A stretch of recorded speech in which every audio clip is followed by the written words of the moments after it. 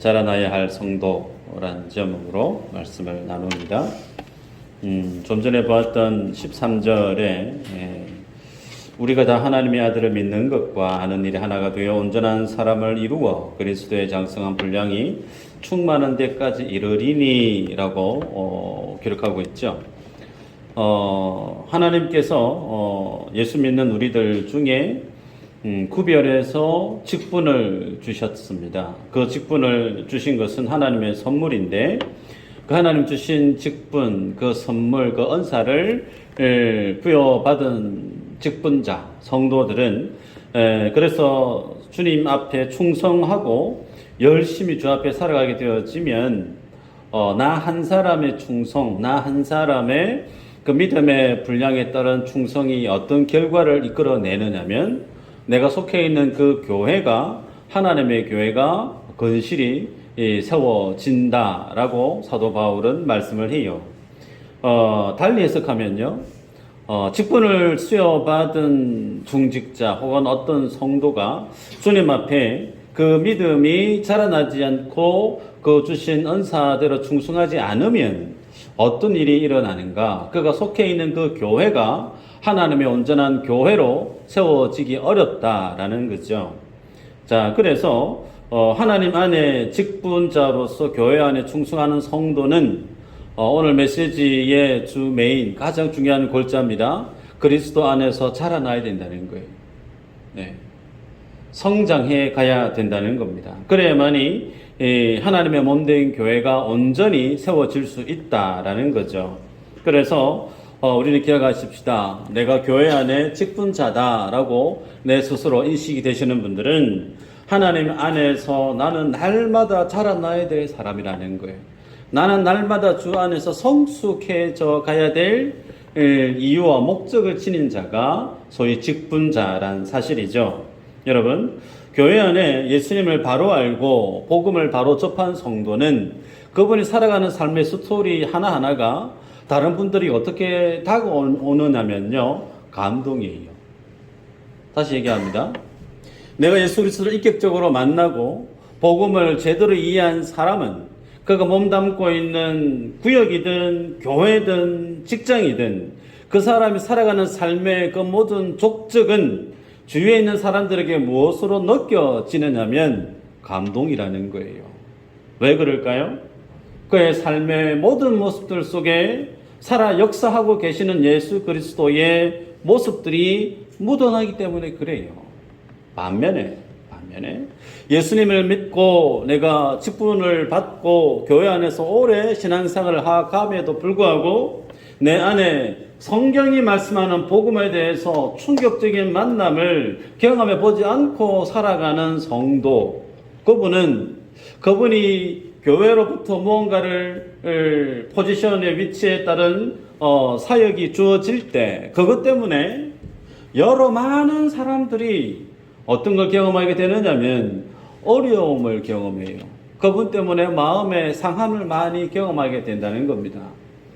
이런 모습들은 교회 안에서 비일비재하게 경험하게 됩니다. 그래서 교회라고 하는 곳은 그 전제 조건 중에 첫 번째가 뭐냐면 모든 하나님의 사람들은 자라나야 된다는 거예요.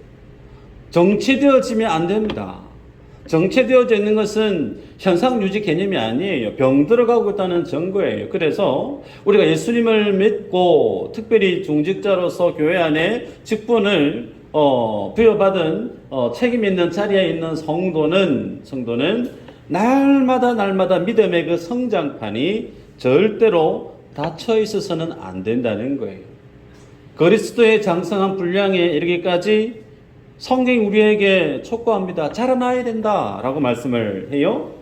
자, 그러면요, 한번 생각해 보십시다. 성도 개개인이 주님 안에서 성숙하지 않으면 어떤 일이 일어날까? 여러분, 교회를 우리가 앞서 보았습니다. 그리스도의 몸으로 비유해요. 기억나시죠? 자, 그러면 어떤 분은 팔이 될 수 있고 어떤 분은 다리가 될 수가 있어요. 그죠? 눈, 코, 입이 될 수 있단 말이에요. 그런데 어떤 분은 다리인데 그 다리가 거의 천하장사, 강호동 선수 시절에 다리처럼 튼튼해요. 한쪽 다리가. 그런데 또 다른 한쪽 다리는 이제 유치원생과 졸업한 꼬맹이 다리처럼 그렇게 빈약해요. 그러면 큰 다리와 작은 다리로 무슨 일을 할 수 있을까요? 불가능해요. 한쪽 팔은 뽀빠이처럼 막 이렇게 근육이 있는데 한쪽 팔은 정말 이 엘보가 와가지고 한쪽 팔을 못 써요. 그러면 그 팔을 가지고 하나님의 그 일을 감당하는 교회의 역할을 충실히 감당할 수 있게 될까? 불가능하죠. 교회는 나 홀로 하나님 안에서 열심을 내고 나 홀로 건실히 자라나야 되는 게 아니고 모든 구성원들 전체가 같이 자라나야 돼요. 그래야만이 그 몸된 교회가 제대로 된 기능을, 제대로 된 그 사명을 충실히 감당하는 생명의 역할을 감당하는 교회가 될 수가 있다는 겁니다. 그래서 우리가 하나님 안에서 자라난다라고 하는 거, 온전해진다라는 표현도 오늘 본문에 쓰고 있고, 온전한 표현이 또 다른 표현을 쓰면 성장한다, 성숙한다, 그런 뜻으로 볼 수가 있습니다. 그래서 우리들은 온전함을 이루기 위해서 전제 조건, 내가 주 안에서 자라나기 위해서 필요한 전제 조건, 오늘 본문에서는 어떻게 표현하냐면 하나님의 아들을 믿는 것과 아는 일에 하나가 되어야 된다 그래요. 하나님을 믿는 것과 하나님에 대해서 아는 그 일, 믿는 것과 아는 일이 뭐라는 거예요? 일치되어져야 된다는 거예요. 소위 신행일치. 이래야만이 뭐 한다는 거죠? 자라난다는 거예요. 성숙해지고 온전해진다는 겁니다. 자, 그러면 예수님을 믿는 것과 아는 일이 하나가 된다라고 하는 이 말이 무슨 뜻인지 좀 볼까요? 여러분, 예수님을 믿는다는 것은 전에도 말씀을 드렸습니다. 우리가 뭘 믿는다라고 할 때 그 믿는다라고 하는 두 가지가 있다고 그랬어요. 첫 번째는 예수님이 하신 일을 믿는 거예요. 두 번째는 뭘까요? 예수님이 하신 말씀을 믿는 거예요. 여러분, 우리가 예수님을 믿을 때 그 믿음의 주체자가 내 안에 있는 감정, 내 안에 있는 열심, 내 안에 어떤 그 의지 아니라고 그랬죠. 믿음의 근거는 내 안에 있지 않다고 그랬습니다. 믿음의 근거는 팩트인 하나님의 행하신 사실, 그 사실 어디에 있죠? 성경책에. 이 성경책에 뭐가 기록되어져 있느냐? 예수님이 오셔서 하신 일들을 빼곡히 기록하고 있어요. 예수님이 오셔서 하신 일뿐만 아니라 그분의 입으로 천국의 복음을 전가했던 숱한 말씀들이 사실에 근거해서 성령의 영감에 의해서 빼곡히 기록되어져 있어요. 그래서 우리는 믿는다라고 할 때 그 믿음의 근거를 성경에서 찾아야 됩니다. 성경은 그러면 무엇을 얘기하는가? 성경은 예수가 하나님의 아들이시고 예수가 메시아요 그리스도였음을 증거하죠. 이 사실을 어디에서부터 확연하게 드러나느냐면 창세기 3장 15절 우리가 익히 알고 있는 소위 원시 복음이라고 하는 거기에서부터 하나님은 이 땅에 죄 지은 인생이 지옥으로 갈 수밖에 없는데 하나님과의 죄로 인해서 그 모든 관계가 단절되어져 버려서 영적으로 죽어져 버린 인생이 그리스도를 떠나고 하나님을 떠난 인생의 실체라고 그랬죠. 우리는 죽을 뻔한 인생이 아니라고 그랬습니다. 예전에 다 아시겠죠? 예전에 에베소서 훌쩍 지나왔기 때문에 죄와 허물로 우리는 이미 죽었던 시체예요. 인정하십니까?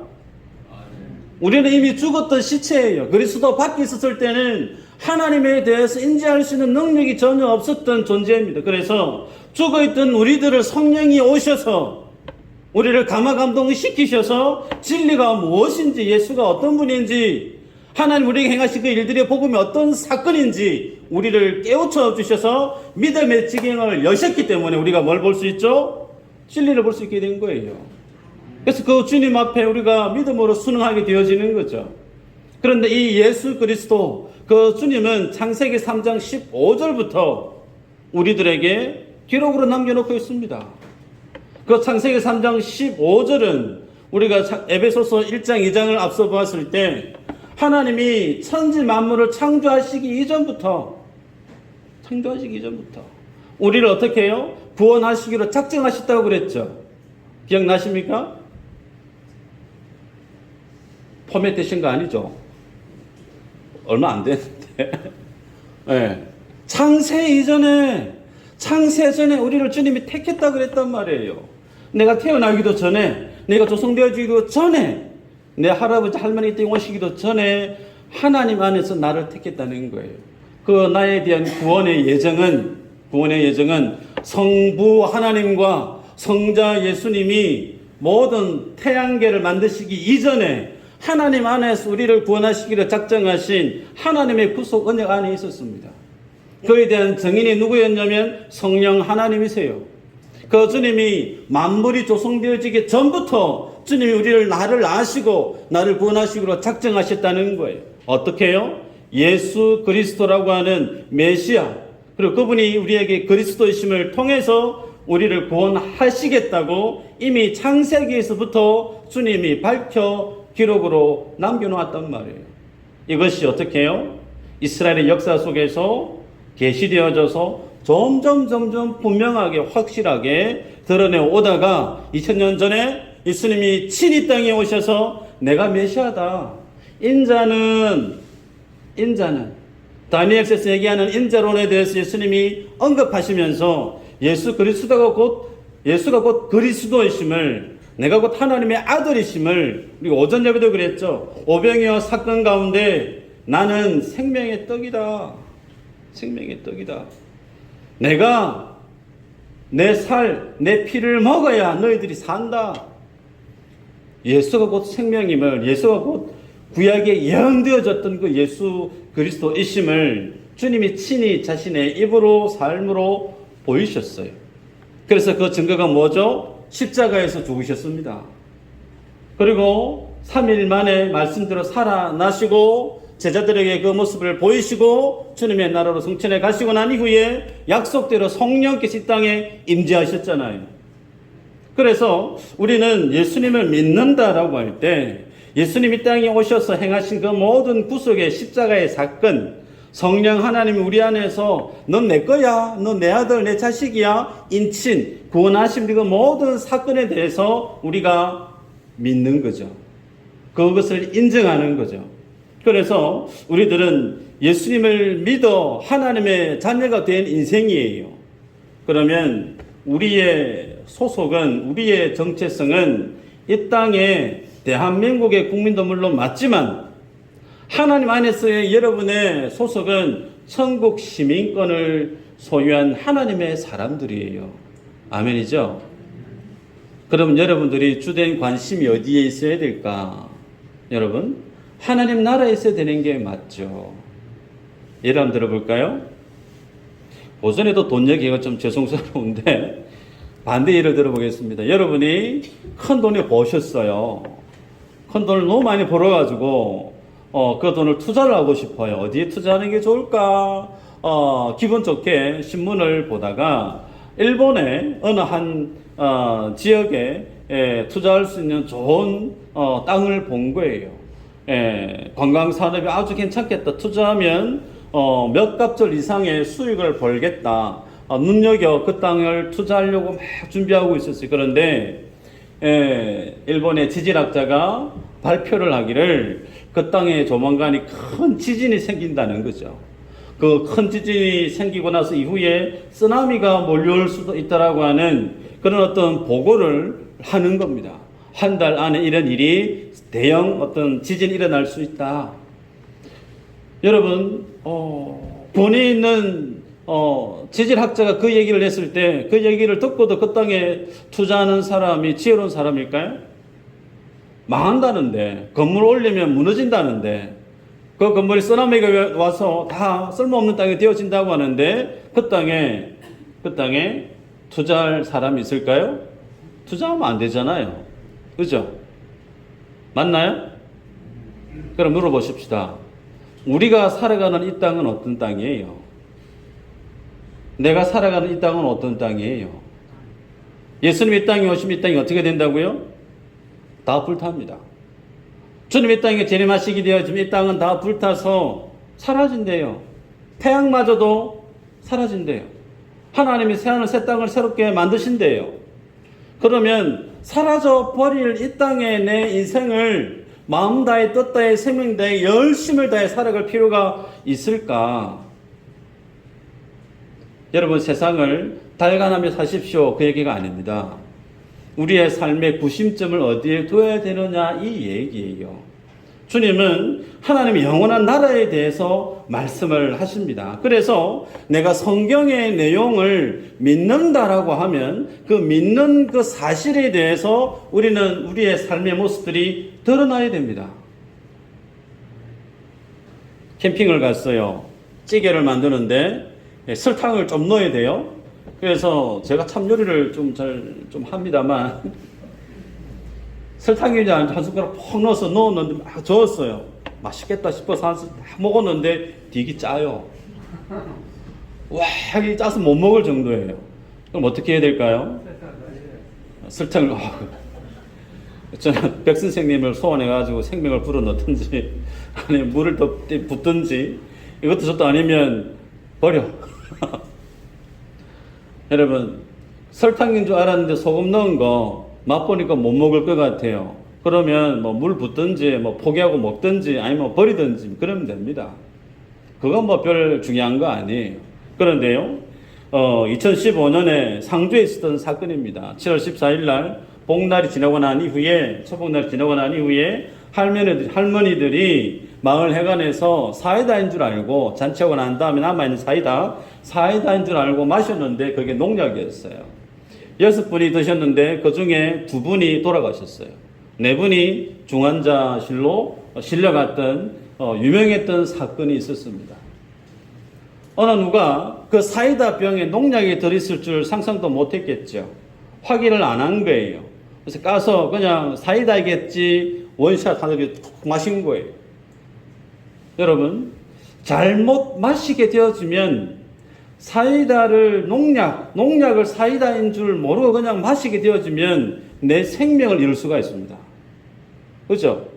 잘못 아는 것이 이렇게 위험합니다. 그러면 우리가 하나님의 진리에 대해서, 성경의 내용에 대해서, 지식에 대해서 내가 잘 모른다라는 것이 얼마만큼 중요한 일을 우리에게 초래하는가. 하나님의 나라를, 하나님이 우리에게 주시기를 원하시니까 하나님의 구원을 뺏길 수 있는 여지가 있다는 거예요. 이 모습에 대해서 우리가 알기에 우리들은 예수님에 대해서, 성경에 대해서 아는 이 일에 열심을 내셔야 될 필요성이 있습니다. 여러분, 성경을 날마다 경험하고 인도하심을 따랐던 사도 바울은 삼청천을 경험했던 대단한 사도 아닙니까? 이적도 있었습니다. 상당한 사역의 열매가 있었던 그 사도가 그가 사역하는 그 모든 날들 중에 단 하루도 한시도 등한히 하지 않았던, 자기 안에 정말 열심을 품고 살았던 하나의 가치가 있어요. 그게 뭐냐면 빌립보서 3장 7절에서 14절이에요. 좀 길지만 한번 읽어볼까요? 그분이 오시는 그분을 좀 쫓아내기 위해서 같이 한번 읽어보십시다. 시작. 그러나 무엇이든지 내게 유익한 것을 내가 그리스도를 위하여 다 해버릴 뿐더러 또한 모든 것을 배우려면 내 주 그리스도 예수를 아는 지식이 마땅하고 상하기 때문이다. 내가 그를 위하여 모든 것을 잃어버리고 배설물로 여김은 그리스도를 얻고 그 안에서 발견되려 함이니 내가 가진 의는 율법에서 난 것이 아니요 오직 그리스도를 믿음으로 말미암은 것이니 곧 믿음으로 하나님께로부터 난 의라. 내가 그리스도와 그 부활의 권능과 그 고난의 참여함을 알고자 하여 그의 죽으심을 본받아 어떻게 해서든지 죽은 자 가운데서 부활에 이르려 하노니 내가 이미 얻었다 함도 아니요 온전히 이루었다 함도 아니라 오직 내가 그리스도 예수께 잡힌 바 된 그것을 잡으려고 달려가노라. 형제들아, 나는 아직 내가 잡은 줄로 여기지 아니하고 오직 한 일, 즉 뒤에 있는 것은 잊어버리고 앞에 있는 것을 잡으려고 표대를 향하여 그리스도 예수 안에서 하나님이 위에서 부르신 부름의 상을 위하여 달려가노라. 사도 바울이요, 얼마만큼 복음을 전하다가 고난을 당했습니까? 사도 바울만큼 고생한 사도가 없지 않겠어요? 그런데 그가 평생토록 자기는 잡은 줄 여기지 않는데요.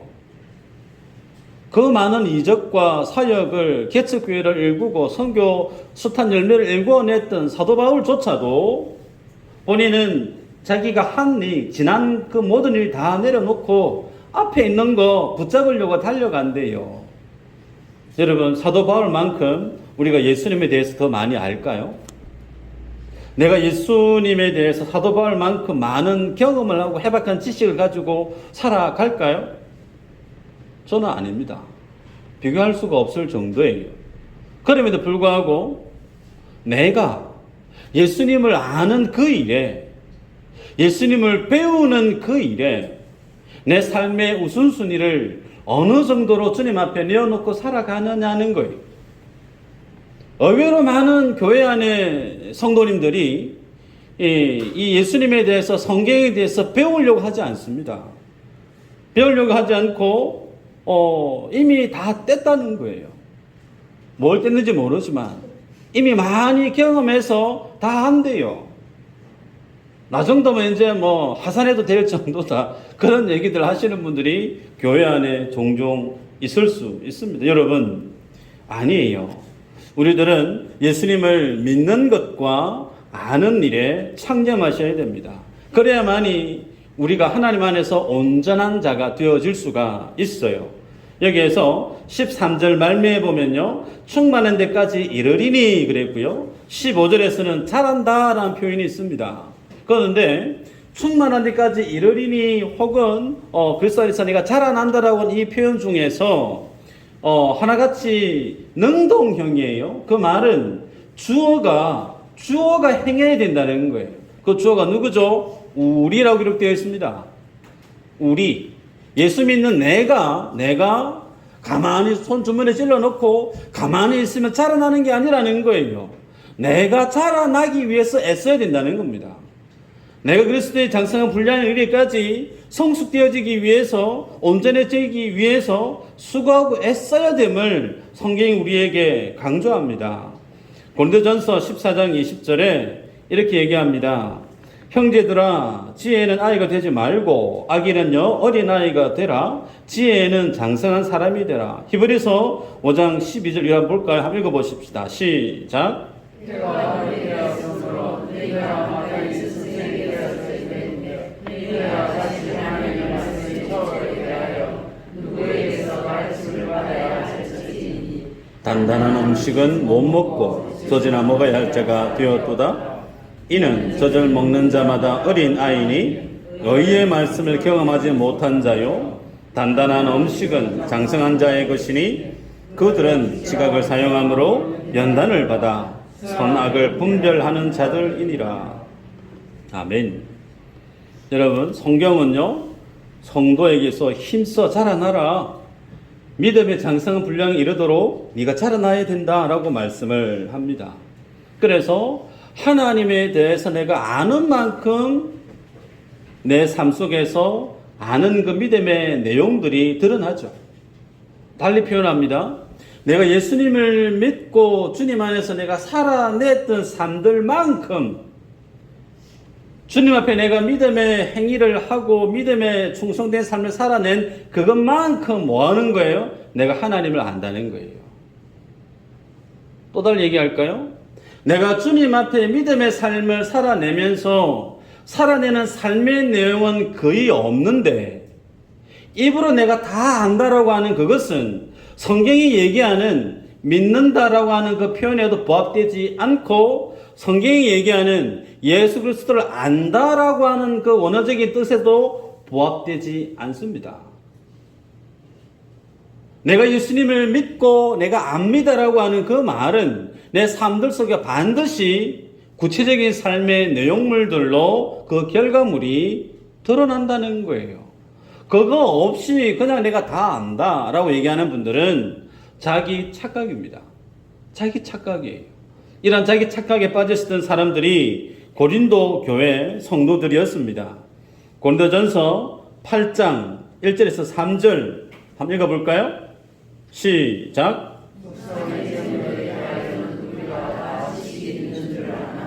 지식은 교만하게 하며 사랑은 떡을 세우나니 만일 누구든지 무엇을 아는 줄로 생각하면 아직도 마땅히 알 것을 알지 못하는 것이요 또 누구든지 하나님을 사랑하면 그 사람은 하나님도 알아주시느니라.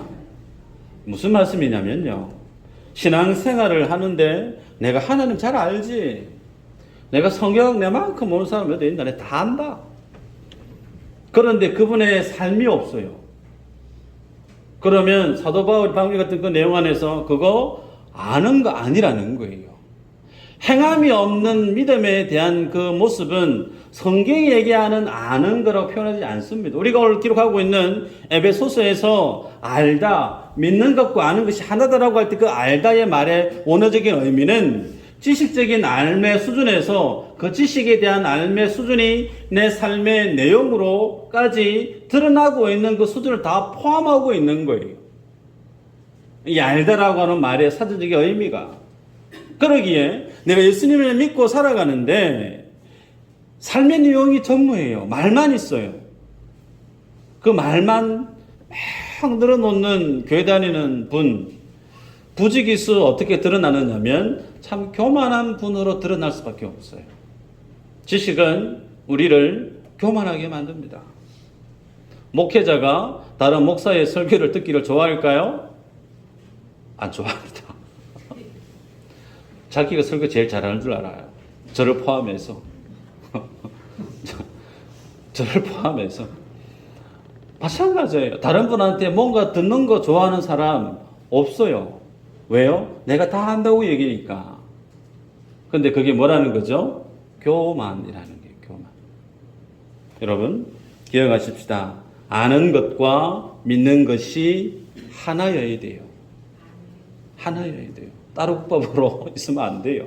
자, 그럼 이제 왜 그럼 우리가 아는 것과 믿는 일이 하나가 되어져야 되는가? 그래야만이 온전한 사람이 된다라고 했는데 그 이유를 한번 볼까요? 14절, 읽었던 14절 본문에 우리가 이렇게 얘기합니다. 이는 우리가 이제부터 어린아이가 되지 아니하여 사람의 속임수와 간사한 유혹에 빠져 온갖 교훈의 풍조에 밀려 요동하지 않게 하려 함이라. 우리가 왜 믿는 것과 아는 일이 하나가 되어져야 되느냐, 온전한 자가 되어져야 되느냐, 어린아이가 되지 않기 위해서라는 겁니다. 어린아이가 되지 않기 위해서. 여러분, 어린아이, 소위 말해서 영적 유아기라고 그랬습니다. 우리가 앞서 읽었지만 히브리서 말씀을 보았는데요. 히브리서의 말씀을 보면 젖을 먹는 수준에 지나지 않았다. 그들은 단단한 음식을 먹지 못했다. 단단한 그 음식은 의로서 하나님의 그 말씀을 수납하지 못하는 사람이라고 우리가 앞서 히브리서에서 보았는데요. 그 표현을 사도 바울은 에베소서 방금 읽었던 내용 안에서 보면 14절에서 속임수, 간사한 유혹에 빠지는 사람, 온갖 교훈의 풍조에 밀려서 요동하는 사람, 그렇게 풀이하고 있습니다. 그러기에 여러분, 어린아이의 신앙의 모습, 소위 영적 유아기에 처해 있는 모습, 모든 사람들은, 모든 성도들은 이 영적 유아기 과정을 거칩니다. 교회 오자마자 나 어른이야라는 사람 아무도 없어요. 예수님의 제자가 누군지, 믿음이 뭔지, 교회가 뭔지, 기도가 뭔지 아무것도 모르죠, 처음에는. 그런데 교회 와서 신앙생활을 하면서 하나씩 트레이닝, 훈련해 가면서, 알아가면서, 아, 이렇게 기도하는 거구나. 전도는 이렇게 하는 거구나. 성가대는, 아, 이렇게 하는 거구나. 하나씩 배워가잖아요. 모두가 영적인 유아기 과정을 다 통과하는데, 자, 거기에서 계속 자라나야 되는데, 자라나는 것을 멈춰버린 아이, 그 사람이 소위 영적인 어린아이라고 얘기하죠. 그들의 특징이 사도 바울이 얘기합니다.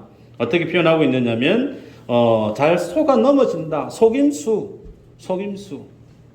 누가 속죠? 하나님 안에서 믿는 것과 아는 일에서 온전해지기를 거부하고, 나 그냥 여기 이대로 좋다. 이 상황에서 괜찮다. 라고 여기는 성장을 멈춰버린 그들은 어떻게 해요? 잘 속는데요. 누가 여기 속을까요? 구체적으로 얘기하면 이단들입니다. 왜 신천지, JMS, 허다히 많은 이단들 안에 들어가 보면 기존에 교회 다녔던 분들이 그렇게 많죠? 그분들이 처음부터 이단에 가는 게 아니고요. 기존에 교회에서 예배하다가 신앙 안에서 교제하다가 이단으로 가는 케이스가 부지기수예요. 왜 그분들은 교회에 있다가 이단으로 갈까? 다양한 이유가 있겠지만 첫 번째는 그 이단이 제시하고 있는 논리, 그 논리를 들여다보면 그 말이 맞는 거예요. 그러니 그냥 이단에게 넘어갑니다. 왜 그럴까요? 본인은 기존의 교회 안에서 체계적으로 성경에 대해서, 믿음에 대해서, 믿음의 훈련을, 성장에 대한 경험이 없었기 때문에 그렇습니다. 그러기에 자기가 잘 모르는 영역에 있어서 다른 사람이 본인들이 세운 그 논리에 준하는 성경 구절을 들이대면 그냥 그렇게 넘어가는 겁니다. 속을 수밖에 없지요. 두 번째는 어린아이 신앙은 간사한 유혹에 빠진다. 그렇게 얘기를 합니다. 제가 DJS 강의를 하면서 훈련생 우리 성도님들에게 간혹 그런 얘기를 해요. 장 무슨 목사님, 소 무슨 목사님, 긴 무슨 훈 목사님, 그분들의 메시지는 안 듣는 것이 좋습니다. 왜요? 라고 물어요. TV에 틀면 그분들의 메시지가 나옵니다. 제가 한 번씩 업돼서 하는 얘기가 있는데요. 이단들이 더 나아요. 이단들이. 왜요? 이단들은 뭐가 뭔지 구분이 돼요. 이건 진리고 이건 비진리고. 이단들은 그나마 교회 안에서 훈련 받으신 분들은 이거는 들으면 안 되는 거구나. 안 들어요. 그죠? 그런데 이단이 아닌 다른 어떤 멀쩡하게 생긴 교회 유명한 목사님이 말씀을 전하는데 그분 메시지를 들어보면 복음이 없어요. 복음이 없어요. 복음 같은 걸 전해요. 진리 같은 걸 전해요. 그런데 진품이 아니라는 겁니다. 짝퉁이라는 거예요. 그래서 저는 차라리 짝퉁을 파는 이단들이 더 좋다는 거예요. 저는 여러분들에게 부탁을 드립니다. 정말 복음이 뭔지를, 진리가 뭔지를 여러분 스스로 체득해 가시기를 바라요. 혼자 안 되면 교회 DGS 안으로 들어오시길 바랍니다. 들어오셔서 말씀을 하나씩 배워가면서 무엇이 진리고 무엇이 복음인지에 대해서 고민하시면서 확인하시면서 그것을 여러분의 하나님의 양식으로 여러분이 삼아 가셔야 돼요. 마지막으로요. 성경이 예수 믿음 안에서 어린 인생들은 온갖 풍조에 밀려서 요동한다라고 그럽니다. 그럼 이게 무슨 내용이냐면요. 진리와 복음의 터 위에 있지 않은 성도는 뭔가 자기의 필요에 의해서 움직인다는 거예요. 대표적으로 뜨거운 걸 좋아하시는 분, 뜨끈한 거, 제가 뜨끈한 걸 좋아하는데요. 영적으로 뜨끈한 걸 좋아하고 어떤 간절하게 부르짖는 거 좋아하고 혹은 어떤 영적인 체험을 강조하시는 분들, 그런 분들이 어떤 삶의 경향이 있느냐면 자기 인생에 어떤 문제가 드리워집니다. 자기 힘으로 감당하기 쉽지 않은 문제예요. 그럼 그 문제를 어떻게 풀어가느냐면 하나님 안에서 기도하고 말씀 보면서 자기 스스로 그 문제를 풀어가려고 애쓰는 게 아니고 능력이 괜찮은 목사 어디 없나 찾아다녀요. 기도원에 소위 기도 열심히 잘해주면 기도에 영빨이 있고 힘이 좋은 하나님의 기도의 용사 그런 분들 없나? 그런 분들 찾아서 영적인 투어를 즐깁니다.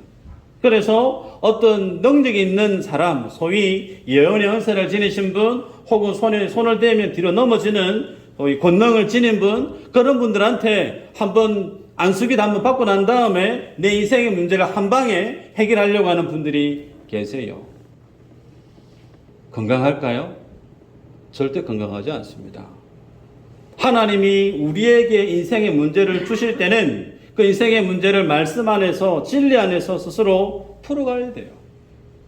그걸 경험해 가셔야만이 내 안에 믿음의 권력이 자라납니다.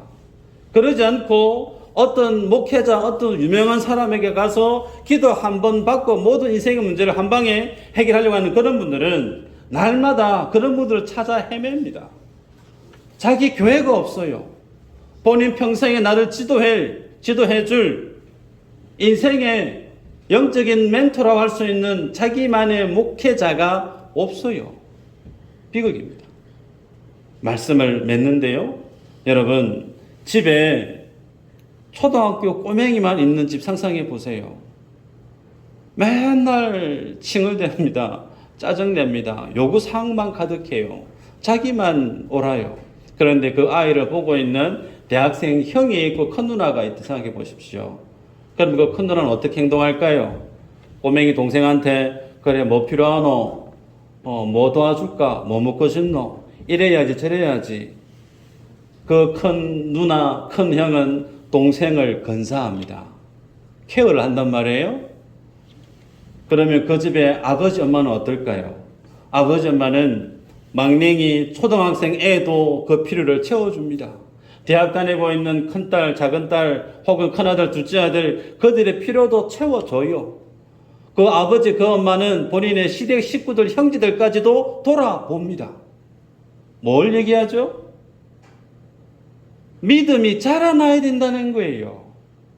믿음이 자라나면 자기 혼자 있지 않습니다. 내 옆에 있는 분들을 돌아봐요.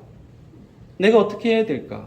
그런데 그 믿음이 자라나지 않는 인생은 오직 나만 중요해요. 내가 기뻐해야 되고, 내가 즐거워야 되고, 내가 행복해야 되고, 나만 어떻게 먼저 되어주면 좋겠다라고 하는 그 유아기 신앙에서 성경은 자라나라. 그리스도의 장성한 분량이 이르도록 네가 자라나라. 그래서 한 집안에는 꼬맹이만 절비하면 그 집은 집으로서의 기능을 감당 못하죠. 집이 제대로 웃음이 넘쳐나는 행복한 가정이 되려면 반드시 그 집을 다 돌아보는 엄마가 있어야죠. 아빠가 있어야죠. 그래야만이 그 집 행복하죠. 교회도 마찬가지라는 겁니다. 교회는 홀로 있는 게 아니에요. 모든 식구들 같이 돌아보면서 어떤 인생이 힘겨워하는지, 어떤 인생이 어려워하는지, 필요한 것이 뭔지 이 말을 해주면 저 인생에 정말 힘이 되고 격려가 되고, 이 얘기하면 저분에게 상처가 되고 아픔이 되고, 익히 알아서 그분에게 맞는 영적인 필요를 믿음의 사랑의 교제를 행함으로 함께 그리스도 안에서 하나님의 몸된 교회로 자라나는 그 일에 함께 어우러져서 하나님의 교회를 세워가야 된다는 거예요. 따라할까요? 성도는 자라나야 된다. 네. 저도 자라나려고 무진 애를 씁니다. 잘 안 보이실지 모르겠지만 저도 괜찮은 목사 되려고 나름 애를 씁니다. 늘 부족하지만 우리 똑같아요. 하나님 안에서 자라나는 하나님의 권속들 되시기를 주의 이름으로 축복합니다.